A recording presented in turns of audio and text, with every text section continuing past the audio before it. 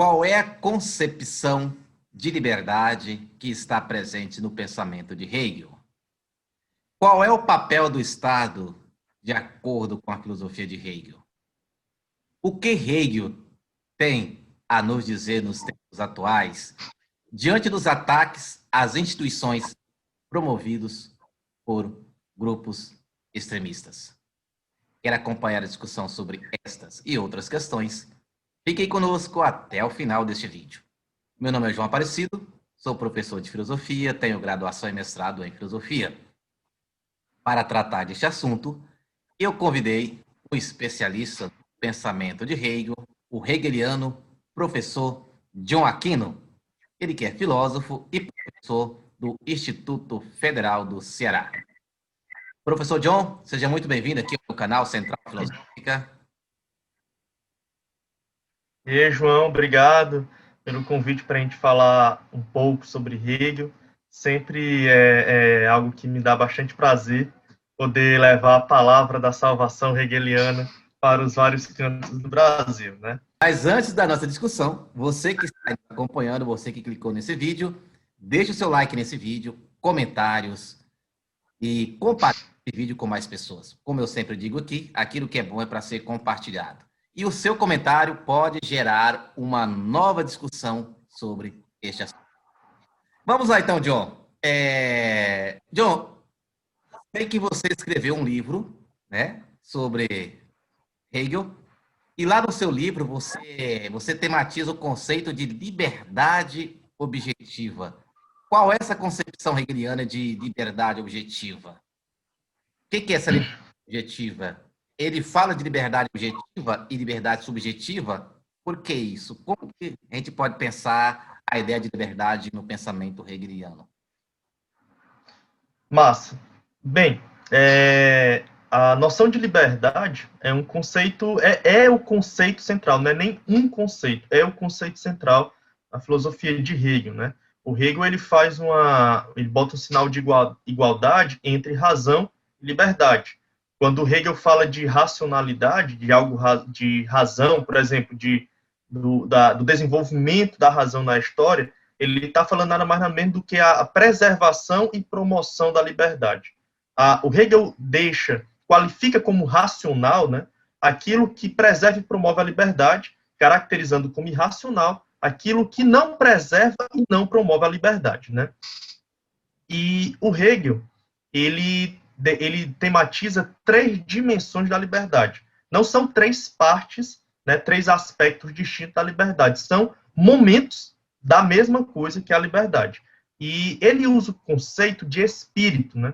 Espírito é um conceito polissêmico em Hegel, mas que ele fala na filosofia do direito que a substância do espírito é a liberdade. Quando ele está falando de espírito, ele está falando nada mais nada menos do que de liberdade. A liberdade, ela tem 3 dimensões, a subjetiva, a objetiva e a absoluta. Escolhi falar da liberdade objetiva. Por que falar da liberdade objetiva? Porque a liberdade objetiva é aquela liberdade que o Hegel diz que não é a do eu, mas é a do nós. Em uma das passagens que eu mais gosto da fenomenologia. Antes do Hegel falar sobre a dialética do senhor e do escravo, ele fala que vai falar de um eu que é um nós, e de um nós que é um eu, né? Que é dessa liberdade coletiva que ele vai falar, desse nós, e não do eu. Isso eu acho muito interessante. A liberdade objetiva, o Hegel usa 2 termos para designar ela. Eu prefiro falar de liberdade objetiva, vou explicar o porquê, porque os termos que o Hegel usa, eu acho que não são tão bons quanto de liberdade objetiva. Um é direito, com D maiúsculo. Quem pega a filosofia do direito pensa que ele está falando do direito no aspecto jurídico, que é o direito com D minúsculo. O Hegel, na verdade, chama de direito abstrato. Eu acho que aqui, para nós, a palavra direito não dá conta do que o Hegel entende por liberdade objetiva.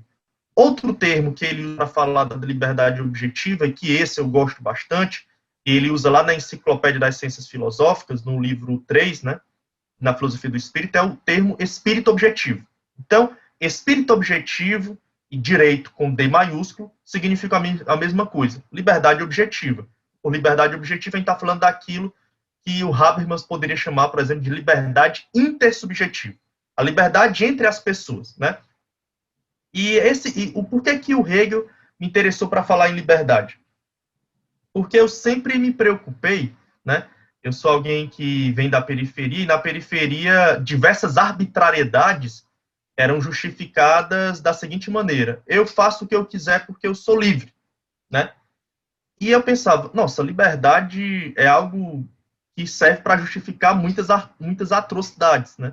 Quantos crimes, como diz Marcuse, não foram cometidos em nome da liberdade? E eu pensava, esse conceito é um conceito muito delicado, muito complicado. Ao mesmo tempo em que liberdade é um valor que desperta nossos mais nobres sentimentos, era um conceito que me deixava, era um valor que me deixava com o pé atrás, se liberdade se confundia com aquilo que eu via as pessoas fazendo. Por exemplo, um homem que praticava violência doméstica justificava aquele ato de violência dizendo que ele fazia o que ele queria porque, né, ele era uma pessoa livre. Aquilo ali me deixava um pouco incomodado, né? Na graduação, tive a oportunidade de conhecer Hegel já no meu primeiro semestre, né? Agora, claro, a gente não pega Hegel assim, mete as caras no livro de Hegel. Eu antes passei por uma literatura secundária, mas de excelentes comentadores de Hegel, sendo o principal deles o Marcuse, que é o autor que eu trabalho no meu doutorado, né? Então, minha leitura de Hegel é uma leitura interessada, né? Não é uma leitura pura. Eu leio Hegel de forma interessada. E eu percebi que Hegel, ele faz uma distinção que eu acho muito interessante. Lá, a introdução da filosofia do direito, e é na filosofia do direito onde ele trabalha melhor o conceito de liberdade objetiva, ele passa muito tempo explicando como é que a liberdade se desenvolve. E ele fala de momentos da liberdade. Não vou aqui tratar de todos, vou fazer aqui uma visão panorâmica, para responder essa primeira questão, do que seria essa liberdade objetiva, né, como é que ela se desenvolve, que esse é um conceito fundamental em Hegel. Ele fala o seguinte, ele fala que a liberdade a gente tem consciência, entendimento do que é a liberdade e formas de realizar essa liberdade. E ele diz, primeiro entendimento que a gente tem de liberdade, quando alguém fala liberdade, a primeira coisa que a gente pensa é em liberdade ilimitada. É a ideia de que ser livre é fazer tudo o que se quer, é não ter limites. O Hegel diz que essa é a forma mais pobre de liberdade, é a forma mais pobre de entender a liberdade. Porque ele diz que quem entende a liberdade como fazer tudo o que quer, a liberdade como sendo uma vontade sem limites, ele confunde liberdade com despotismo ou tirania. Isso é muito interessante. E lá na filosofia da história ele fala, a primeira vez que a liberdade desponta é no despotismo, porque só um é livre, e a liberdade dele é ilimitada. E se a liberdade dele é ilimitada, significa que ele está limitando a liberdade dos demais. Isso é muito interessante. Quando alguém faz o que quer, significa que tem gente que não está fazendo o que quer. Isso eu achei maravilhoso. Eu vi, opa, isso aqui é interessante. Significa que liberdade não é isso daqui. A liberdade tem limites. E liberdade ter limites não é algo ruim. Então, e o Hegel também fala, é impossível você querer e ter tudo o que quiser. Existem limitações já objetivas à sua liberdade. Você vai ter que, em algum momento, escolher. Você tem opções disponíveis de si, você vai ter que escolher. Aí o Hegel já fala de outro momento da liberdade, que é o momento do livre-arbítrio. É outra coisa que é interessante. Você vê que o Hegel vai resgatando as noções que, historicamente, a filosofia tratou, né? Como a filosofia tratou a liberdade. A noção de livre-arbítrio, que é um conceito cristão de liberdade, né, lá de Santo Agostinho, em que se entende liberdade como escolha, livre escolha. E o Hegel fala, de fato, liberdade tem a ver com livre escolha, mas não é só isso. Porque se liberdade for apenas livre escolha, a nossa liberdade ela tem dois problemas. Primeiro, ela é limitada pelas opções que a gente tem. Se liberdade se limita a ser livre-arbítrio, significa que a minha liberdade é limitada pelo aquilo que a realidade me permite escolher. E eu costumo dizer que essa concepção de liberdade como livre opção, livre escolha, é a concepção liberal de liberdade, né? E confunde liberdade como poder escolher o que quiser nas prateleiras do supermercado. E o Hegel critica essa liberdade como livre-arbítrio. Ainda tem o segundo aspecto de quando a gente confunde liberdade com livre-arbítrio, como que fazer o que a gente escolheu fazer. Porque esse livre-arbítrio ele pode desbancar para arbitrariedade. É você achar que é livre para fazer o que você decidiu fazer, novamente, sem levar em consideração o que as pessoas pensam. E o Hegel deixa bem claro que a arbitrariedade não é a forma definitiva e a forma mais adequada de liberdade.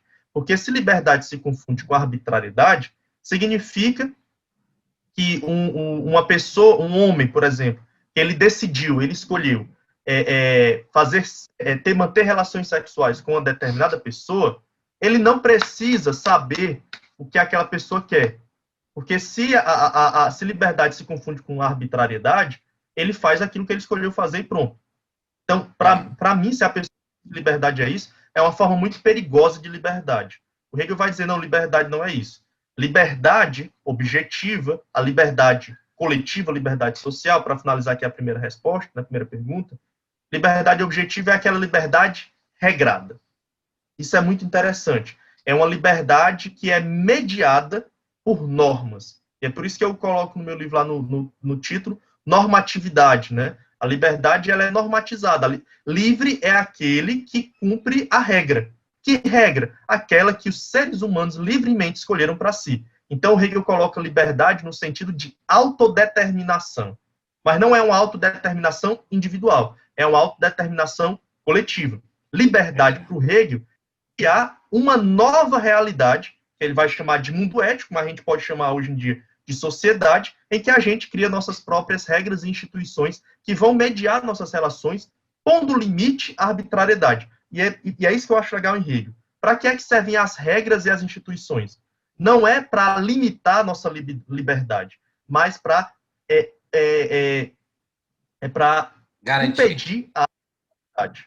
É para garantir a liberdade coletiva e impedir a arbitrariedade. Porque uma regra que diz que eu não devo matar, me impede de matar, ou seja, limita meu arbítrio de matar alguém ou de agredir alguém, essa mesma regra diz que ninguém pode me agredir ou me matar. É por isso que o Hegel faz a relação entre liberdade e responsabilidade, mas para finalizar de fato essa resposta, nem toda regra, nem toda instituição, o Hegel vai dizer, é promotora da liberdade. Existem regras e instituições que, ao invés de promover a liberdade, impedem a liberdade. Por exemplo, a escravidão, e tem instituições que devem se adequar à nova realidade social para poder promover a liberdade. A gente pode pensar a instituição família. A família é uma invenção humana. E isso é o que caracteriza a liberdade humana. Em algum determinado momento da história humana, as pessoas decidiram, sabe-se lá como, que era interessante criar algo chamado família. E decidiram que família era um negócio composto por homem, mulher e filhos. Só que hoje, essa instituição, que em algum momento foi útil aos interesses da liberdade, hoje, o jeito que ela não é o suficiente para promover a liberdade de outras pessoas. É necessário redefinir essa instituição família para que ela se adeque a uma nova realidade social, em que, ao invés de ser uma instituição que restringe a liberdade, por exemplo, de novas composições familiares, como as famílias homoafetivas, ela permita que esse tipo de família que hoje é impedido de viver livremente, possa viver livremente. É por isso que, para o Hegel, as regras e instituições são fundamentais para garantir a liberdade. E o contrário da legalidade é a arbitrariedade. Pessoas arbitrárias não querem cumprir as regras. Nesse caso, nesse contexto, me vem à mente aqui você falando, a liberdade coletiva é aquilo que nós deliberamos, né, coletivamente. Me veio a ideia de engajamento, de participação. Aí me veio, não sei se no Hegel a gente pode perceber esse problema que tem ali entre republicanos e liberais, a liberdade participativa, a liberdade como engajamento, o indivíduo, aquele que engaja na vida política. Liberdade é isso, é você participar da vida pública. E do liberal, que é a liberdade no sentido também negativo, é o direito de eu não participar, se eu não quiser participar. E nós estamos em clima de eleição, né? Em algumas capitais, tudo. Ou seja, é a liberdade que eu tenho de não votar, eu não quero participar, não quero decidir. Seria uma liberdade mais do cunho dos liberais, né? Então, me veio à mente se isso aparece no Hegel. E a outra questão, você falando das instituições, né, como esse elemento que vai regrar a nossa liberdade, qual é o papel do Estado aí? Dentro da filosofia hegeliana. Boa. Cara, sobre a nossa liberdade positiva e liberdade negativa, né? Essa própria distinção entre uma liberdade de e uma liberdade para, né? Que você vai encontrar no Isaiah Berlin, mas você vai encontrar muito antes no Front, lá no meio da liberdade, é uma distinção que é liberal, né? São os liberais que fazem. O Hegel, ele trabalha com o Hegel, ele é o que a gente hoje poderia chamar de comunitarista, né? A liberdade individual depende daquilo que a nossa comunidade permite que a gente faça.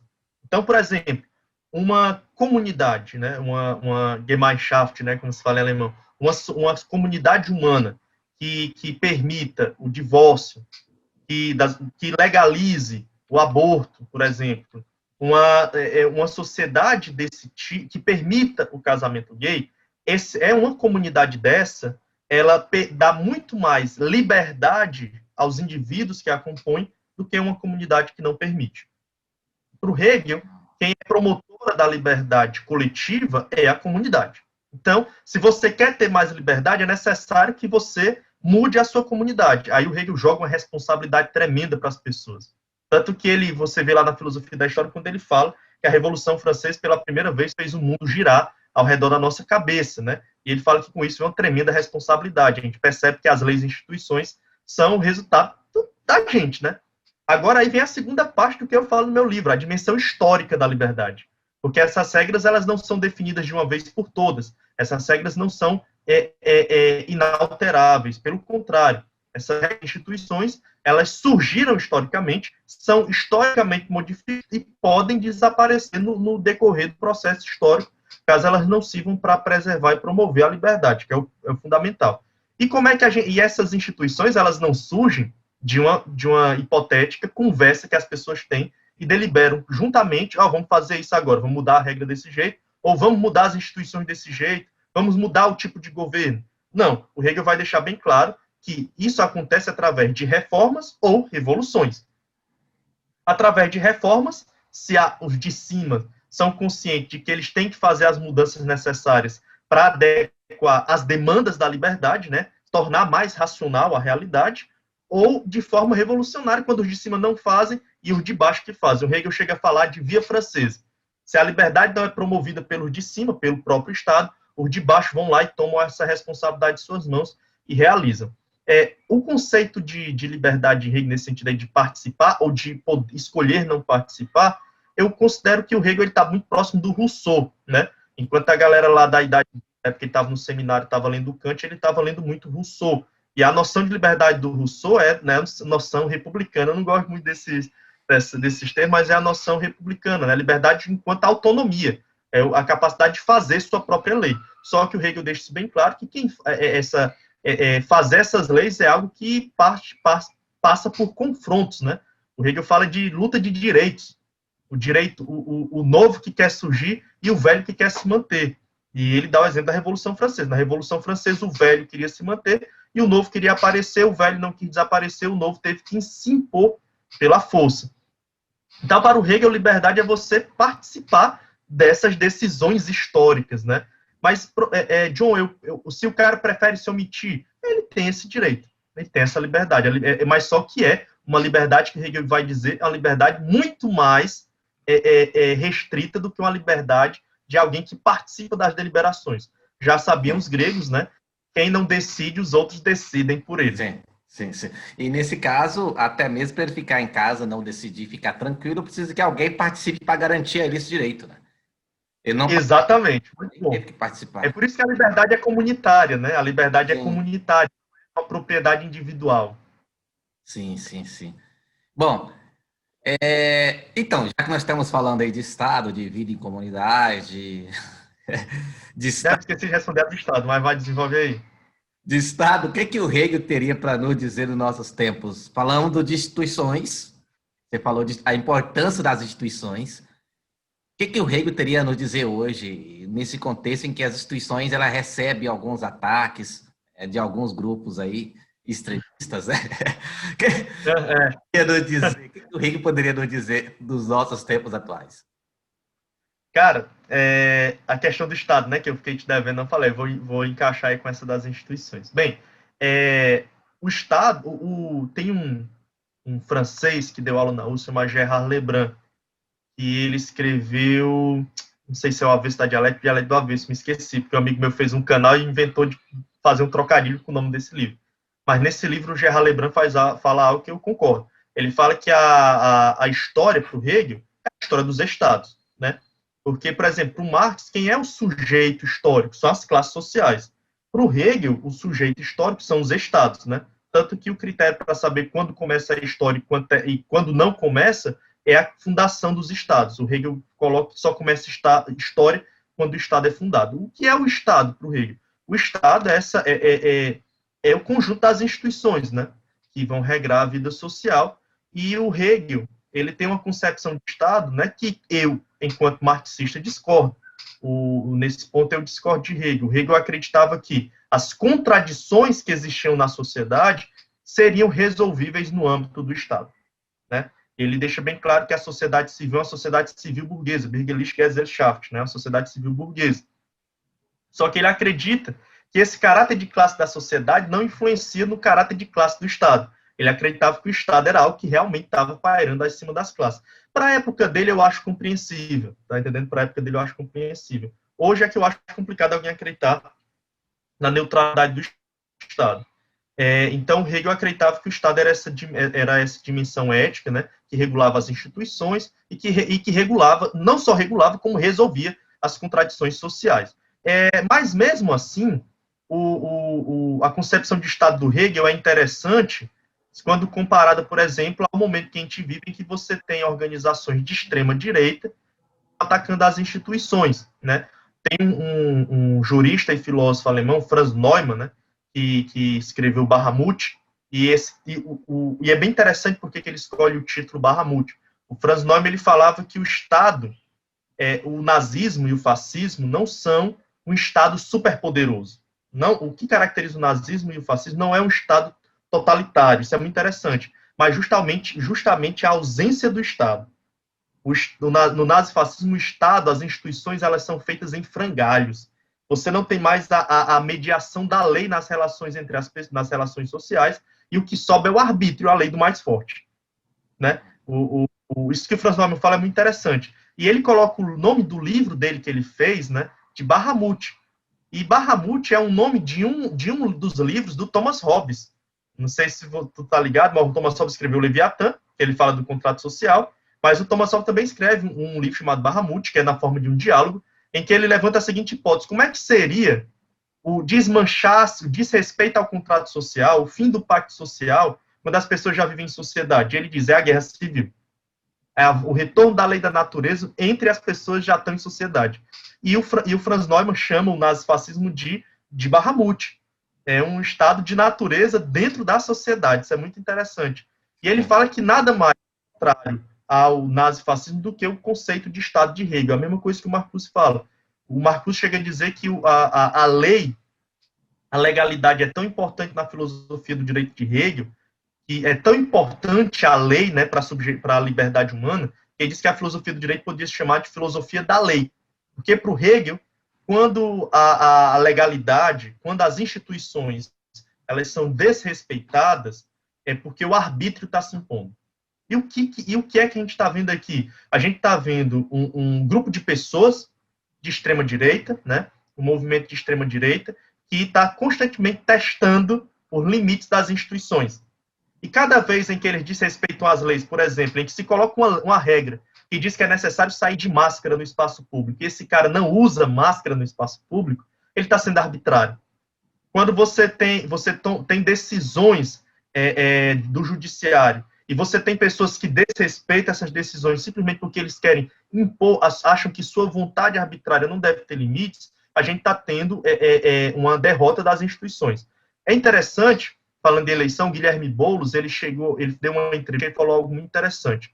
O Brasil é um país tão arbitrário, tão complicado, que ser de esquerda no Brasil é ser legalista, é defender as instituições. Quem defende as instituições nesse país é a esquerda, né, para você ver, porque essas instituições estão em constante ataque pela extrema-direita, mas também pela direita.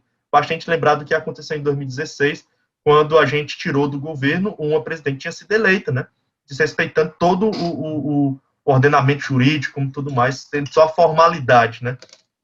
Então, eu acho que o Hegel é importante para nós nesse contexto, quando ele fala da importância das normas. Tem um pedagogo que eu acho muito interessante, que ele fala que a gente aprende a cumprir regras quando a gente é criança, né? Isso é uma coisa que o Freud já falava. E tem um pedagogo que ele fala que uma criança que não sabe brincar, ela vai ser um adulto complicado. Porque o ato de brincar é pedagógico. Porque brincando a gente aprende a cumprir regras. E a gente está sempre cumprindo regras.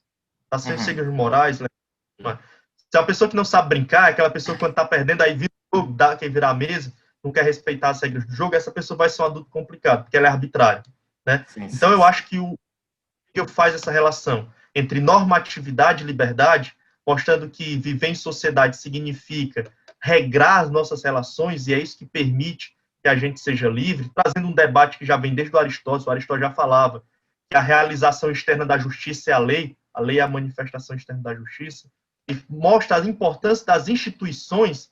Eu acho que o Hegel demonstra-se bastante atual quando a gente está vivendo um momento em que a extrema-direita está atacando sem piedade as instituições, está fazendo pouco caso das leis e mostrando que, se a gente tiver que escolher entre a legalidade burguesa, essa legalidade liberal, e a arbitrariedade fascista, é preferível a legalidade burguesa, essa legalidade liberal.